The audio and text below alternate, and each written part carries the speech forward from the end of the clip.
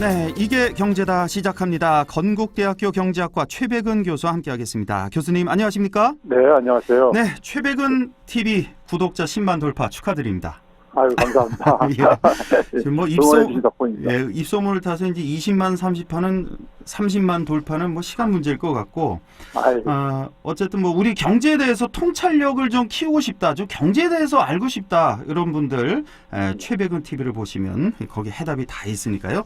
한번 보시기 바라겠고, 자 오늘 한일 갈등 상황 얘기를 할 텐데 그 얘기에 앞서서.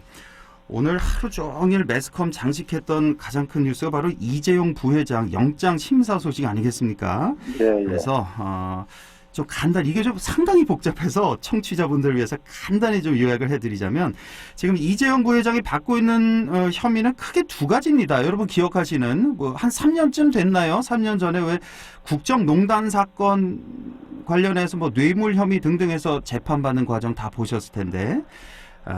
그 혐의가 있는 거고 이번에 영장심사 받은 게 바로 경영권 승계 관련해서 분식회계 들어보셨을 겁니다. 뭐 삼성물산과 제일모직의 합병 과정에서 뭐 분식회계를 했네, 뭐 주가 조작을 했네, 뭐 회계 사기를 쳤네, 뭐 이런 얘기가 나오는 건데 이제 거기에 대한 영장심사 소식인데 자, 이재용 부회장을 보는 시각이 크게 지금 두 가지로 나뉘는 것 같아서요.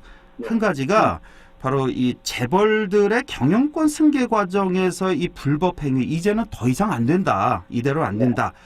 처단을 해야 된다. 이런 시각이 있는 거고 또 하나가 지금 코로나 이 사태, 이 경제 위기 속에 이재용 부회장이 수감되면 우리 경제 이거 어떡하냐, 삼성전자 이거 흔들리는 거 아니냐 이렇게 걱정하는, 이렇게 보도하는 언론이 있습니다. 자, 교수님은 어떤 시각, 어떤 견해를 갖고 계신지 좀 말씀해 주시죠. 예, 먼저 지금 뇌물하고 분식회계 말씀을 하셨는데요. 예.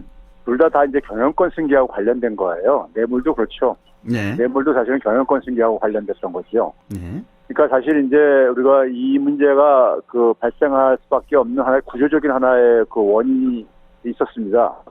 이제 뭐냐면은 기업이 이제 성장을 하면서요. 예.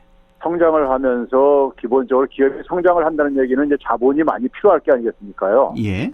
그런데 이제 그 자본을 대개 현대 우리가 기업 조직에서는 대개 주식 발행을 통해서 대중으로부터 이제 그러니까 자본을 이제 그러니까 유치를 하는 방식을 우리가 사용을 하고 있잖아요. 예. 그러다 보면은 대중으로부터 외부로부터 자본을 유치를 하다 보면은 대주주, 그러니까 원래 창업주라든가 대주주의 지분은 작아질 수밖에 없어요. 점점 예. 예. 그게 이제 일종의 분산 하나의 경향입니다. 예. 선진 국가들도 다 그런 과정을 거쳤고요. 예. 그래서 그러다 보니까는 이제 이 경영권 승계라는 것은 이제 힘들어질 수밖에 없는 거죠. 예. 예. 이제 또 하나는 뭐냐면 이제 그 창업주 집안에서 이 계속해서 경영권을 승계를 할 때 예. 이 가족들이 그러니까 기업 경영에 관심이 없는 사람들도 있을 수가 있잖아요. 그럼요. 예. 그렇죠? 예. 그래서 이제 그런 두 가지가 맞물려 가지고 되게 미국 같은 데서는 전문 경영인 체제가로 이제 이렇게 넘어가고 그럽니다. 예. 그리고 이제 뭐 그러다가 만약에 또 가족 승계 이 가족 중에 이제 그러니까 만약에 경영 능력이 있는 사람이 나타날 때는 다시 이제 그러니까 뭐 돌아올 수도 있는 것이고요. 그렇습니다. 예. 그래서 이게 이제 어떻게 보면 이제 바람직한 하나의 모습인데 예. 우리는 그러니까 지금 뭐 어떻게 보면 삼성 같은 경우 보게 되면 지금 3대까지 내려와 있는 것 상태잖아요. 예. 내려와 있는데 3대 내려오면서 이제 결국은 이제 그 문제가 터진 거예요. 소위 분산 문제가요. 예. 근데 그거를 이제 그러니까는 무리해가지고 가족한테 그러니까는 그러니까 가족이 절대적인 지분을 갖는 방식을 추구하다 보니까는 소위 말해서 불법적인 일이라든가 아니면 투자자들한테 피해를 입힐 수밖에 없는 그런 상황에 내몰리게 된 거죠. 그렇죠. 예. 예. 그러면 이제 결국은 이런 사태 때 우리가 흔히 이제 이것을 그냥 이 삼성전자 혹은 삼성그룹이 우리 경제에서 차지하는 비중을 때문에 이 문제를 그러니까 우리가 그러니까 사실상 그러니까 삼성 하게 되면은 이씨 집안으로 이렇게 등식화돼 있는 이런 상황 속에서 그러니까 이 경영자에 대한 어쨌든 간에 법적인 책임을 묻게 되면은, 삼성, 이 그룹 경영 자체가 흔들릴 수 있다는 이 논리를 되게 그동안 반복적으로 펴왔었어요. 사실은요. 지난 수십 년간 이런 논리를 예. 펴왔고, 그래서 재벌들이 계속해서 불법 행위를 저질러 왔고요. 그렇죠. 예. 그런 점에서도 그러니까는 우리가 이러한 그러니까 경영자라고 해가지고 사실은 법 앞에 평등에선 유예가 될 수가 없는 거잖아요. 그렇습니다. 예. 예, 그게 상식이잖아요. 예. 법치 국가에서요. 예. 그러면 이제 그런 점에서 이 부분을 그러니까 우리가 그냥 중요한 경영인이라고 해가지고 이것을 그러니까 우리가 용납을 해줬을 경우, 그냥 우리가 이것을 봐줄 경우에는 네. 그걸로 지불하는 사회적 비용도 만만치가 않다 이거예요. 그렇습니다. 예. 만만치 않고, 예. 그리고 이제 그러니까는 우리가 이재용 우리가 만약에 예를 들어서 이 부회장이 없다고 해가지고 삼성이 만약에 그러니까 흔들린다면요. 예. 삼성이라는 것은 조직이 아니라 이건 어떻게 보게 되면 그냥 구멍가게인 거예요. 예. 네?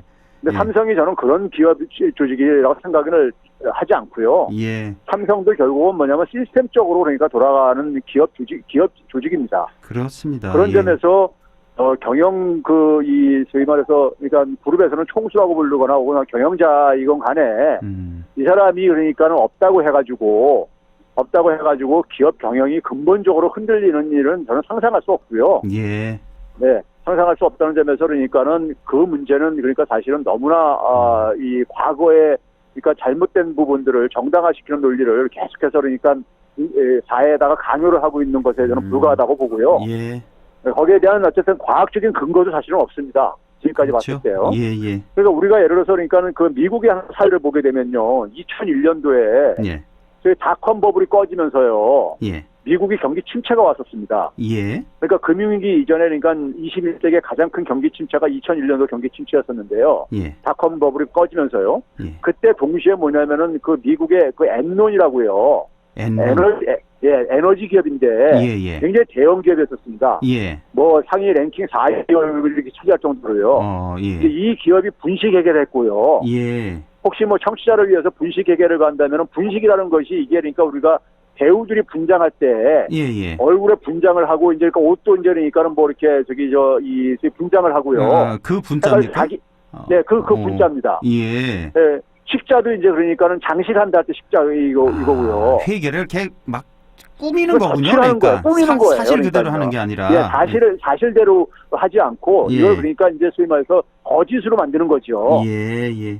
그러면 이제 그렇게 했을 때 결국 피해는 결국 뭐냐면 많은 투자자가 볼 수밖에 없어요. 그렇습니다. 예. 그 회계 자료를 가지고 판단을 해가지고 투자를 하거든요. 예. 근데 그 자료가 그러니까 정확한 정보가 안 담겨 있으면은 그 자료를 진실한 자료라고 생각해서 투자한 사람은 피해를 볼 수밖에 없는 거죠. 그렇죠. 예. 그래서 당시에 그러니까 미국 엔론 사태라는 게 뭐냐면 그 엔론이 그래가지고 그게 분식회계가 발견되면서 분식회계를 하기 전에 하면서요. 예. 미리 그러니까는 그 임원진들은 그러니까는 자기 챙겨가지고 나간 거예요. 다 챙기고 팔고 나갔구나. 예. 그리고 나서 그다음에 뭐냐면 그것이 이제 결국 회계장부가 마냥 숨길 수 없거든요. 예. 그래서 그게 이제 사실로 드러났을 때 이제 대규모 이제 투자자들 피해가 생긴 거죠. 그러니까요. 예. 그래가지고 그 회사가 파산까지 됐습니다. 예.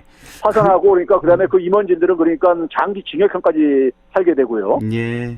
그럼 그게 왜 중요하냐면요. 그런 거를 그냥 방치해가지고 그 기업이 굉장히 중요한 기업이라고 해서 그냥 방치해주게 되면은 경제 생태계에 미치는 영향이 굉장히 크다 이거야. 부작용이요. 예. 그럼 다른 기업들은 그럼 나는 왜 안 봐주냐? 예. 네? 이런 식으로 하게 되면은 이건 기본적으로 시장 경제라는 것이 우리가 공정한 경쟁을 가는 데인데 예. 이게 무너지죠. 그렇습니다. 예. 그러면 그것은 우리가 그러니까 엄청난 그러니까 사회적 비용입니다. 네. 예. 자, 이 분식 회계하는 모습 뭐 삼성뿐만 아니라 다른 기업들 우리가 많이 봐옵니다. 그런 기업들 다 처벌을 하지 않습니까? 삼성이라고 그렇죠. 예외는 할 수 없다는 거. 예. 뭐 그 이재용 부회장이 없다고 해서 흔들릴 삼성이라면 지금의 삼성이 있을 수도 없는 거고. 예. 우리가 삼성이라는 것은 어느 특정 그러니까 이씨 가문의 어떤 하나의 개인 그 소유 기업이 아니라 예. 그들이 소유한 지분은 굉장히 작단 말이에요. 그렇죠. 그럼 어떻게 보면 이게 그러니까 한국의 대표적인 기업이고 이 기업이 계속해서 선진화되고 발전하려면은 체질이 그러니까 건강해져야 되는 거죠. 그렇습니다. 그러니까 오히려 그러니까는 그런 문제를 단호하게 오히려 그러니까 법적인 문제가 있을 때는 그걸 처벌을 하는 것이 삼성이 또 한 번 도약할 수 있는 저는 기회라고 생각합니다. 그렇죠. 예. 이번 일을 계기로 해서 이런 나쁜 관행들 뿌리 뽑고 다시는 이런 일이 없도록. 그러니까 오너 리스크라는 말이 없어지도록. 지금 뭐 트럼프 리스크, 아베 리스크 이런 얘기가 있듯이 맞습니다. 오너 리스크 없도록 이번 기회를 기회를 삼아서 이번 일을 계기를 삼아서 뿌리 뽑아야 된다는 말씀 듣고 자 한일 갈등 얘기를 좀 해보죠. 크게 봐서 최근에 그 왜 우리 정부가 일본을 이제 WTO에 제소를 했습니다. 이거 한 가지가 있고 일본 전범 기업 그러니까 일본 제철이죠. 일본 제철 상대로 자산 매각을 위한 사전 절차 그 공시 송달을 했던 이 문제로 해서 한일 관계 긴장이 다시 고조되고 있는데 자 이 전체적으로 이 한일 관계 어떻게 보십니까 지금 흐름을? 이게 청취자들이 이제 시간이 한 거의 1년 가까이 지나다 보니까 좀 이제 그러니까 잊어버릴 수도 있는데요. 작년 7월이었습니다. 작년 7월에 그러니까 7월 초에 이제 그러니까 일본이 수출 이제 규제를 이제 그러니까요. 이제 도발을 했었었죠. 당시에 그 했던 이유가 뭐냐면 대법원 판결, 강제징용 노동자에 대한 배상 판결에 대해서 불만을 가지고 이제 그런 조치를 취했었죠. 그게 이제 2018년에 있었던 대법원 판결이었고요. 10월 달에요. 10월에. 그러면 그때 뭐냐면 우리 정부가 뭐냐면 초기에 대응했던 것이 WTO에 제소를 했었어요. 처음에도 했었죠, 제소를. 그때. 했었습니다. 그리고 나서 거기에 대해서 그러니까는 이 일본이 소위 백색 국가 리스트에서 제외를 하면서 대응을 했었고 일본이요. 그리고 왜 그러냐면 이제 WTO에서 그러니까는 이 일본이 그러니까는 질 수밖에 없는 하나의 그 사안이었었습니다. 원래가요. 그러니까 경제가 그러니까 이렇게 소위 말해서 정당하게 거래가 되다가 갑자기 그러니까는 어떤 하나의 이 거래에 불이익을 주는 것은 WTO 규정에 위반되게 돼 있어요. 그렇습니다. 그래서 그 당시에 이제 일본이 뭐 어떤 잔머리를 굴리냐면은 안보상의 이유를 이제 그러니까 끄집어냅니다. 북한에다가 우리가 뭐 전략 물자라 그랬나요? 뭐 수출을 한다 이걸 받아서 그런 물자들이 그러니까는 소위 말해서 적성 국가에 그러니까 흘러 들어간다 유형 국가들한테 이런 식의 이제 논리를 폈지요. 근거도 없이요. 그러면서 그거를 합리화시키기 위해서 백색 국가에서 우리나라를 그 리스트에서 제외를 했습니다. 그러다 보니까 우리도 그러니까 일본이 우리를 그러니까는 군사적으로 안보적으로 협력할 수 없는 국가라고 규정한 이상 우리도 뭐냐면 한일 군사 정보 보호 협정인 지소미아를 계속해서 재연장할 이유가 없다고 해가지고 종료를 선언을 했죠. 그러면서 이제 그러니까 우리 한일 관계가 상당히 이제 파국으로 이제 진행이 됐지 않았습니까요? 그리고 그 상황 속에서 우리가 지난해 11월 달에 우리가 일본한테 다시 한번 기회를 주기 위해서 WTO 제소도 이제 그러니까 우리가 일단 그 취소를 하고 그다음에 지소미아도 그러니까는 조건부로 그러니까는 연장을 해주는 거를 방식으로 우리가 시정을 했습니다. 그게 이제 작년 11월이었고요. 11월이었습니다. 11월 그 하면서 그리고 나서 이제 일본이 거기에 대한 반대급부로 뭐냐면 이제 이 무역 협상을 하기로 이제니까요. 이 정상화시키기 위해서요. 우리가 당시에 그렇게 했던 이유가 뭐냐면은 원래대로 복구하라. 원래 상태로 그러니까는 이거였었거든요. 그걸 위한 이제 그러니까 소위 국장급 회담도 진행이 되고 그랬었죠. 그렇습니다. 우리 왜 국장급들이 저 일본에 가서 푸대접도 한번 받고 제대로 한번 대접받고 그랬잖아요. 그래서 이제 그 상황 속에서 일본이 걱정하는 부분들, 소위 말해서 안보상 이유로 가지고 걱정하는 부분들에 대해서 우리 정부에서 보완을 다 했습니다. 보완을 했는데도 불구하고 그러면서 6개월이 지난 거죠. 10월 달부터 해가지고요. 근데도 뭐냐면은 일본이 계속해서 아무런 조치도 이제 그러니까 이 원상복구도 안 하고 하니까는 우리 정부에서 그러니까는 이제 마냥 기다릴 수가 없다.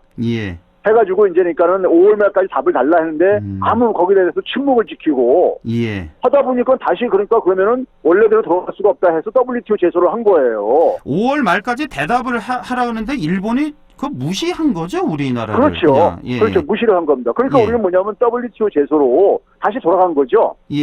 그 WTO 제소로 돌아간 거를 가지고 일부에서 그러니까 뭐 일본에서는 강경하게 대응했다는데 강경했는데 이건 강경이 아니라 뭐 정상적인 누가 옳은지를 국제사회에다가 한번 판단을 맡겨보자는 거예요. 그렇죠. 그럼 일본이 왜 이걸 민감하게 반응하냐면은 질 수밖에 없어요. 일본 더 이상 핑계거리가 없어요. 안보상 문제도 다 해소할 수 있게 나왔거든요. 일본이 요구하는 우려사항 다 해소시켰단 말이에요. 그러니까 이제 일본이 그러니까 국제사회 속에서 그러니까 만약에 이게 패소하게 되면은 사실 일본은 그러니까 굉장히 이미지가 실추가 되지죠. 그래서 이제 그러니까 일본이 그렇게 반응을 하는 것이고요.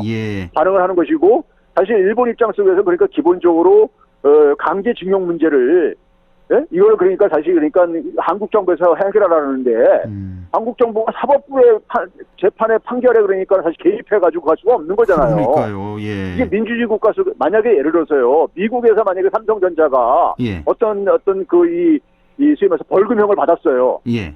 그럼 우리가 거기에 대해서 그러니까는 뭐 미국에다가 그거 매기지 말라고 막 이렇게 할 수가 있습니까요? 안 되는 거죠. 못하잖아요. 예, 그렇습니다. 그럼 기업들이 그 국가에 진출했으면은 그 국가의 그러니까 국내법을 존중을 해줘야 되는 거죠. 예. 그렇죠? 예. 만약에 일본 기업이 중국이나 미국 가서 했으면 일본이 우리나라처럼 이렇게 미국이나 중국한테 그렇게 할 수 있었을 것 같습니까? 못하죠, 그렇게. 상상도 못하죠. 예. 근데 우리한테는 지금 보니까 사법부의 판단을 가지고 정부가 그러니까 뭐 자주지할 수 있는 것처럼 과거에 박근혜 정부 때 그런 일이 있었으니까요. 예. 그리고 그 이전에 그렇죠. 박정희 시스템 속에서도 다 군사 독재 시절은 그런 게 있었으니까요. 예. 근데 예. 이제 그게 이제 그러니까 한국이 지금 그런 시대에 이미 다 지나가 버렸는데 여전히 그러니까 자기네 나라에서도 그러니까 그래서 사법부에 대해서 이렇게 행정부가 개입할 수 없는 걸 뻔히 알면서 그렇죠. 네? 예. 그러면서 이제 그러다 보니까는 사법부에 이제 이번에 그러니까 사법부도 마냥 이제 그러니까 이걸 기다릴 수 없다 보니까 공시 송달을 이제 그러니까 이번에 한 거죠. 예, 이렇게 이제 해서 그러니까 결국은 기업 자산 매각이 이제 그러니까는 차근차근 이렇게 다가오는 거죠. 그렇죠. 이제 이게 8월 예. 4일부터 이제 2달 후부터 예. 이제 돌입하게 되는 거고. 자, 그리고 그러니까 한쪽 예. 그렇게 되면은 이제 그러니까 일본 아베가 이제 경제 도발을 한 그러니까 그 예. 목적을 하나도 달성 못하면서 예. 그동안의 경제 수출 규제하면서 피해는 일본 기업들이 더 많이 보고 일본 경제가 더 많이 받거든요. 그렇습니다. 예. 그러니까 자국이 피해는 보고 그리고 나서 그러니까 자기가 달성하려는 목표도 달성 못하고 그러니까는 그러니까 굉장히 짜증 부리는 식인 거예요. 그러니까 이게 바로 아베 리스크입니다. 이런 게. 그렇죠. 아베 리스크입니다. 정확히 표현한 거예요. 지도자의 생각, 판단이 이렇게 흐려지니까 일본 전체가 지금 욕먹는 거 아닙니까? 예? 그렇죠. 예. 아베가 지금 사실 이번에 코로나19에서 한 거 봐보세요. 자기 정치적인 이익을 위해 가지고 예. 검진도 안 하고 그러니까 소위 말해서 올림픽도 그러니까 계속 추진을 하려고 국민들 검진도 안 한 거 아니에요. 예. 거기다가 뭐냐면은 대부분 선진국가 나라들이 다 도입한 그러니까 진단키트 이 요청도 한국에다 이것도 안 했단 말이에요. 그러니까 말이에요. 자국민들의 그러니까는 이 생명과 안전에 관련된 문제인데 왜 안 했습니까요? 자기들이 그러니까는 과거에 식민지로 지배하고 있었던 한국한테 예. 그 손벌리기가 그러니까 자존심 상한다 이거예요. 그렇죠. 예. 그 피해가 고스란히 뭐냐면 일본 국민한테 돌아가는 거란 말이에요. 예. 그러니까 지도자 하나 잘못 만나게 되면은 자해가 나라가 그렇게 기울게 됩니다. 그렇습니다. 예. 자, 그리고 한 1분 정도로만 시간이 안 돼서 지금 한간에서 특히 보수 언론 쪽에서 일본이 반드시 이렇게 되면 보복을 해올 것이다. 그러면 우리 경제 큰 타격받게 될 것이다. 이런 주장을 하고 있거든요. 이에 대해서 어떻게 생각하십니까? 이거 작년 7월 이후에 굉장히 많이 들었던 얘기잖아요. 계속 해왔죠. 예. 그런데 우리가 그러니까 우리가 1년 동안에 우리나라 반도체 수출에 무슨 문제가 있었습니까? 전혀 없었죠. 그러니까 부품 소재 그러니까 자립화한다든가 수입을 다변화한다든가 규통사로 해가지고 그러면서 우리가 일본에 대한 부품 소재 그러니까는 이 의존도를 줄이게 되고요. 예. 그러면 그 반도체 부품 소재가 가장 그러니까 일본이 보복할 수 있는 대표적인 부품 소재라 그랬었어요. 예. 나머지들은 더 쉽지요. 자립화 혹은 대체하기가요. 사실은요. 그 일본에서 보복해올 게 그 정도밖에 없을까? 다른 거 혹시 없을까요? 지금 그래서 검토되는 게 뭐냐면요. 관세 부과를 얘기를 하는데 한국이 그러니까 일본에 수출하는 거예요. 근데 일본이 한국에 수출하는 규모가요. 한국이 일본에 수출하는 것보다 지난해 기준만 하더라도 거의 190억 달러 정도 많았습니다. 우리가 뭐 수십 년 해방 이후 계속 적자 국가 아닙니까? 그러니까요. 그럼 우리가 이 관세 전쟁은요. 미국과 중국을 그러니까 참고하면 돼요. 자, 미국이 중국에다가 수입을 더 많이 하고 있거든요. 미국이 중국 없어요. 그러니까는 똑같은 관세 전쟁을 했을 때 미국이 관세를 매길 수 있는 금액이 더 많은 거예요. 그렇죠. 그래서 트럼프가 그거 가지고 중국을 끌어낸 거예요. 근데 여기 아베는 지금 반대로 하네요. 지금. 그렇죠. 그러니까 지난번에도 그러니까 자기들이 그러니까 물건을 수출하는 나라가 자기 물건 안 팔겠다고 한 거 아닙니까? 그러니까요. 그건 똑같은 짓인 거예요. 걱정 안 해도 되겠습니까? 그렇죠. 일본 보복? 전혀? 이건 이거 허세입니다. 허세. 오히려 당시에도 제가 그랬지만은 국내 내부의 단결을 그러니까는 오히려 그러니까 방해하는 우리 사회 내부에 그러니까 일부 이 보수 언론들이 일본 추종식으로 그러니까 작년과 똑같은 시기에 그러니까는 그런 주장을 지금 반복한다는 게 저는 오히려 어처구니가 없고요. 알겠습니다. 여기까지 듣죠. 건국대학교 경제학과 최백은 교수와 함께했습니다. 고맙습니다.